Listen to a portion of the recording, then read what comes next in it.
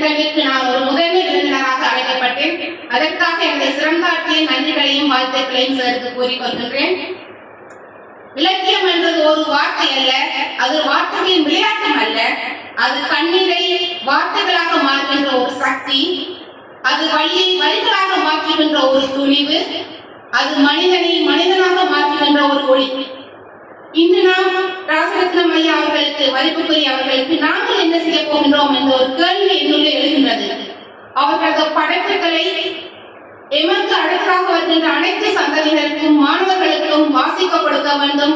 அதில் இருக்கின்ற ஆழத்தை புரிந்து கொள்ள சொல்ல வேண்டும். அது பற்றிய ஆய்வுகளையும் செய்ய வேண்டும். சமூக சேவை திணைக்களத்தில் மாற்றுத்திறனாளிகளை உள்ளடக்கியதாக ஒரு இன்க்ளூஷன் என்ற ஒரு பாட்டை நாங்கள் எல்லாருமே கலைப்போம். உட்புகுத்துதல்.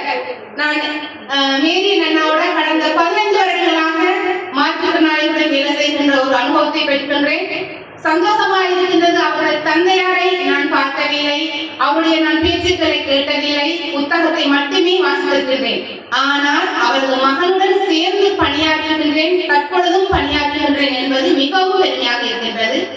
அதன் அடிப்படையில் அந்த நூலுக்கு சொந்தக்காரர் மதிப்புக்குரிய வானா ராசரத்னம் ஐயா அவர்களுடைய ஏதாவது ஒரு நூலை எமது கண்டறியாத மாணவர்கள், சமூக சேவை திணைக்களத்துக்கு உரித்தான கண்டறியாத மாணவர்களும் அந்த நூலை வாசிக்க வேண்டும் என்ற ஒரு அவா எனக்கு காணப்படுகின்றது. வெகு விரைவில் சபையோர்கள்